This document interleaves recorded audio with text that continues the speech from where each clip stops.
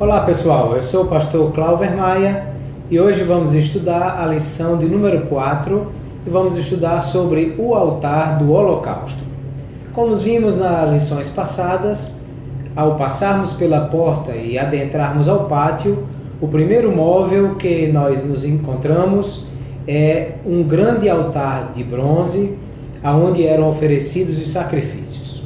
Por isso que ele é chamado de altar de bronze, altar de sacrifícios ou altar do holocausto, porque embora são 5 os tipos diferentes de sacrifícios ali oferecidos, nós vamos estudar isso numa lição mais à frente, o principal sacrifício oferecido aí é o sacrifício de holocausto. A palavra holocausto vem do seu original, que dá a ideia de aquilo que sobe, aquilo que é elevado, aquilo que vai aos céus. E o sacrifício de holocausto era um sacrifício onde todo o animal era queimado. Diferente de outros sacrifícios, oferta pela culpa, oferta pelo pecado ou de gratidão, onde apenas parte do animal, ou somente a gordura, ou somente um punhado de cereais era queimado, no sacrifício de holocausto todo o animal era oferecido a Deus e era queimado no altar. Esse altar do holocausto, também chamado de altar de bronze, para fazer diferença do altar de ouro, que está dentro do santuário. E como já falei, o bronze estava presente aqui na construção desse tabernáculo. No altar, ele está revestindo. O altar ele é de madeira de acácia, revestido de bronze, por dentro e por fora. O altar ele tem cerca de 5 côvados de largura, 5 côvados de comprimento, era quadrado. Nós já vimos que se utilizarmos o côvado de meio metro, então daria entre 2,25 e 2,5 metros de largura e de comprimento. E 3 côvados de altura, que daria aí pouco menos de 1,5 metro. Ele era bem grande porque o maior animal aqui oferecido poderia ser um boi. Então tinha que ser grande o suficiente para que esse animal coubesse aí. Na metade do altar existe uma grelha, que é exatamente para impedir que a vítima queimada caia direto sobre o fogo. Porque o altar é oco. Se acende a fogueira, o fogo que a Bíblia diz, Levítico, que permanecerá aceso permanentemente sobre o altar. Então esse fogo mantinha-se aceso com a alimentação de lenha todos os dias, para que nunca se apagasse o fogo. E quando o sacerdote chegava com o sacrifício, ele levava o animal para dentro do altar, sobre a grelha, e o fogo embaixo o consumia. 4 chifres nos cantos, e o Salmo 118, 27 fala: levai a vítima e atai-a aos chifres do altar. Então é possível que fosse exatamente para amarrar o animal e abri-lo sobre o fogo, que os chifres também aí serviam. Ele tinha argolas nas laterais para passar essa haste, porque as peças eram transportadas pelos levitas. Nesse caso, eu entendo que era uma argola porque a haste era removida. Porque não faz sentido alguém estar contornando esse altar para oferecer sacrifício e tropeçando nessa haste que não era necessária, senão somente no momento do transporte. Então eu penso que as hastes eram retiradas e o sacerdote circulava livremente ao redor do altar. Na hora que fosse transportá-lo, põe a haste de volta nas argolas, levanta, o fogo fica embaixo, leva ao altar e alguém recolhe as brasas que ficaram naquele fogo, nas outras peças de bronze que foram feitas aqui. Foram feitas peças para espetar, pás para tirar a cinza, braseiros para conduzir a brasa. Então tudo isso foi ordenado por Deus que fizesse, e todos os sacrifícios oferecidos para Deus agora só poderiam ser feitos aqui. Lembre que Abraão ofereceu altares sobre o Monte Moriá, animais sobre altares. Noé ofereceu animais em altares. Mas a partir do momento que Deus mandou fazer uma casa para que fosse a sua habitação entre os homens, então nenhum outro local estava autorizado para receber sacrifício.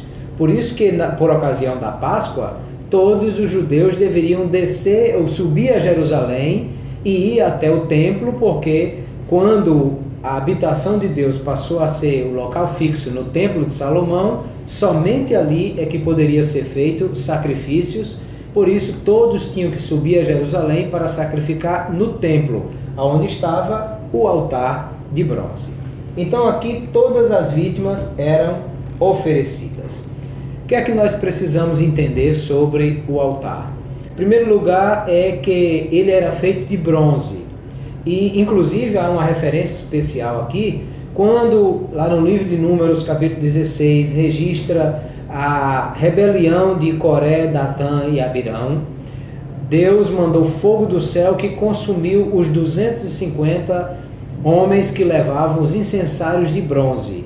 E Deus mandou a Moisés recomenda a Arão que recolha os 250 peças de bronze e faça com elas lâminas para revestir o altar de bronze.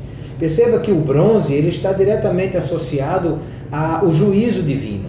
Quando Deus disse ao povo de Israel que se eles desobedecessem os estatutos, não guardassem os mandamentos, não ouvissem a voz do Senhor, o céu deles seria de bronze, ou seja, haveria juízo de Deus sobre aquele povo.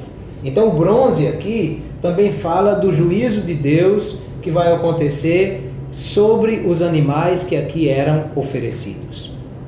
E o altar, ele fala de um animal que é oferecido para substituir o pecador.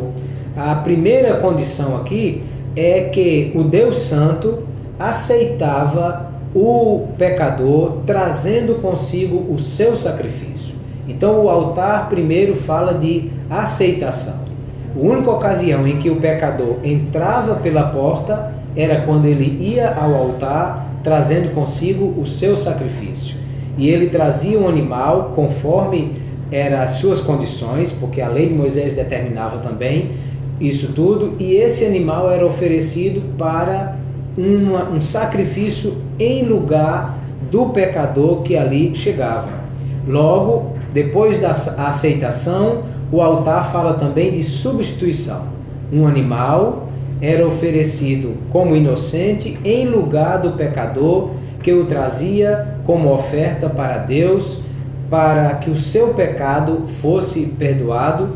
E ali então havia uma reconciliação entre Deus, que era santo, e que recebia o homem pecador, trazendo o seu sacrifício para que pudesse ser aceito diante de Deus, e o pecado do homem sendo coberto pelo sangue do animal, então era perdoado.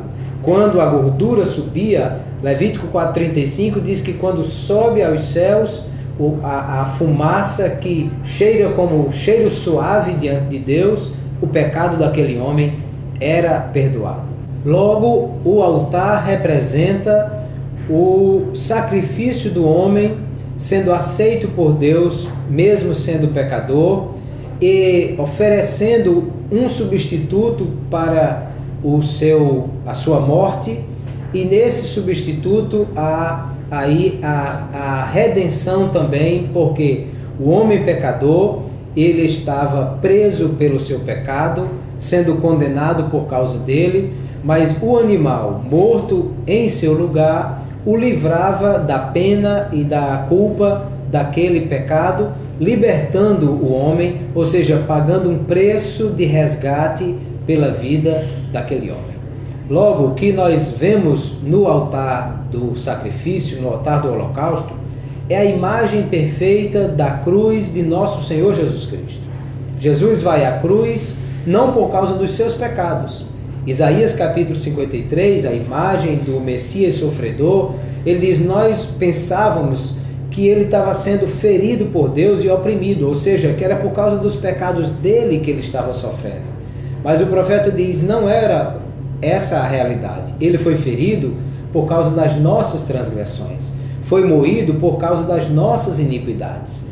era Deus o castigando, mas por causa da minha culpa. Era a minha morte que ele estava sofrendo em sacrifício vicário, ou seja, substitutivo, o inocente morrendo em lugar do pecador para assumir a minha culpa e a sua culpa diante de Deus. E por isso a cruz é o símbolo exato do altar do holocausto, onde Jesus vai receber o meu pecado sobre si e a minha morte para pagar o preço de redenção e me libertar do pecado que me escravizava, pois o apóstolo Pedro diz que aquele que é vencido pelo pecado, do tal se faz servo, e Jesus pagou um preço de redenção. Ele fez ali a propiciação, aproximando o homem de Deus e oferecendo como sacrifício a si mesmo para redimir o homem, pagar a culpa e o pecado e eliminar a pena que estava sobre nós. Por isso, todas essas ações salvadoras de Jesus Cristo, de justificação, de redenção, de regeneração, de adoção, de remissão, propiciação, tudo isso representa o altar do sacrifício de Cristo por nós, que nos fez aceitáveis diante de Deus e pagou o preço da nossa redenção. Mas o altar do sacrifício também aponta para o meu sacrifício e o seu sacrifício. Gálatas capítulo 2, verso 20, o apóstolo Paulo diz assim: eu já estou crucificado com Cristo, e vivo não mais eu, mas Cristo vive em mim. E a vida que eu agora vivo na carne, vivo-a na fé do Filho de Deus, o qual me amou e a si mesmo entregou-se por mim. Ou seja, Jesus morreu por mim na cruz do Calvário. Mas agora, cada dia, eu também, como oferta viva no altar de Cristo, me ofereço como sacrifício, porque Jesus disse: quem quiser ser meu discípulo, negue-se a si mesmo, tome cada dia a sua cruz e siga-me. Ou seja, Jesus morreu por mim uma única vez, e eu todos os dias experimento o morrer, que o apóstolo Paulo diz que nós vamos morrer para o mundo, para viver a vida de Deus, para que no nosso corpo mortal também a morte de Cristo seja apresentada, porque todos os dias eu experimento morrer para o mundo, para viver a vida de Deus, sendo oferecido também a minha paixão carnal e a minha natureza pecaminosa no altar da renúncia, daquilo que me faz também estar crucificado com Cristo todos os dias. Não é possível adentrar ao pátio sem passar pelo altar. E ninguém chegava no altar vivo. Nenhuma vítima era levada ao altar viva, porque todos tinham que morrer. Quando o pecador chegava com o animal que ele ia oferecer, ele punha a mão na cabeça do animal e declarava a sua culpa, o seu pecado, e o sumo sacerdote degolava o animal e com o sangue aspergia o altar para o homem identificar-se com aquele animal, para dizer: o animal morreu em lugar do pecador. Assim também Jesus levou sobre si os nossos pecados. Ele morreu por nós na cruz, mas nós também morremos no altar todos os dias para prosseguir na vida cristã. Todos temos que passar pela morte do altar para continuar essa nossa caminhada. Deus abençoe e até a próxima lição, se Deus nos permitir.